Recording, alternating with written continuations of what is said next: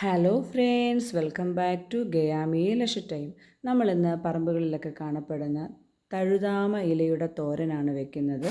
ഇത് പടർന്നു കിടക്കുന്ന ഒരു ചെടിയാണ്. ഇത് നല്ലതായിട്ട് നമ്മൾ കഴുകിയെടുക്കണം. കരിയിലും മണ്ണും ചെളിയൊക്കെ കാണുന്നതിനും വൃത്തിയായിട്ട് കഴുകിയെടുക്കാം.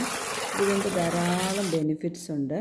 രക്തസമ്മർദ്ദം കുറയ്ക്കാനും അതുപോലെ തന്നെ നമ്മളുടെ ശരീരത്തിലുണ്ടാകുന്ന മൂത്രാശയ രോഗങ്ങൾക്കെല്ലാം നല്ലതാണ്. മൂത്രത്തിൽ കല്ലുള്ളവർക്ക് ഇതിൻ്റെ ഇലയിട്ട് വെള്ളം തിളപ്പിച്ച് കുടിച്ചാൽ വളരെയധികം ഗുണം ചെയ്യും. ഇതിൻ്റെ ഇല ഇതേപോലെ നമ്മൾ എടുക്കുക. അതിനുശേഷം അതിൻ്റെ തണ്ട്, മൂത്ത തണ്ടാണെങ്കിൽ നമുക്ക് ഉപയോഗിക്കാൻ കൊള്ളില്ല, ഇളം തണ്ടാണെങ്കിൽ എടുക്കാം. അതിനുശേഷം ഇതേപോലെ ചെറുതായിട്ട് നീളത്തിൽ അരിഞ്ഞു കൊടുക്കുക. ഇതേപോലെ അരിഞ്ഞെടുക്കുക. ഇനി നമ്മൾ ഇതിലേക്ക് ആവശ്യത്തിനുള്ള അരപ്പെടുക്കാം. ഒരു 4-5 വെളുത്തുള്ളി അല്ലി, നാളികേരം, അതിലേക്കൊരു 1/2 ടീസ്പൂൺ മുളക് പൊടി, ഒരു 1/4 ടീസ്പൂൺ മഞ്ഞൾപ്പൊടിയും വെച്ചിട്ട് നമുക്ക് നന്നായിട്ടൊന്ന് ചതച്ചെടുത്തിട്ട് വരിക. ചീനച്ചട്ടിയിൽ വെളിച്ചെണ്ണ ഒഴിക്കുക, കടുക് താളിക്കുക. അതിലേക്ക് വറ്റൽ മുളകും ഇട്ടതിന് ശേഷം നമുക്ക് അരിഞ്ഞു വെച്ചിരിക്കുന്ന തഴുതാമയുടെ ഇല ഇട്ട് കൊടുക്കാം.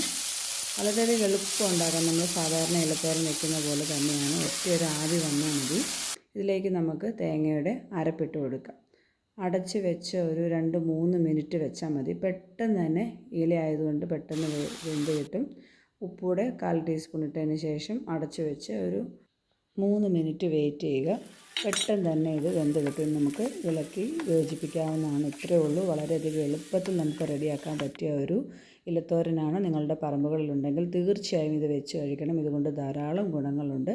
അപ്പോൾ മറ്റൊരു നല്ല കിടിലൻ റെസിപ്പിയുമായിട്ട് വീണ്ടും വരാം. Thanks for watching.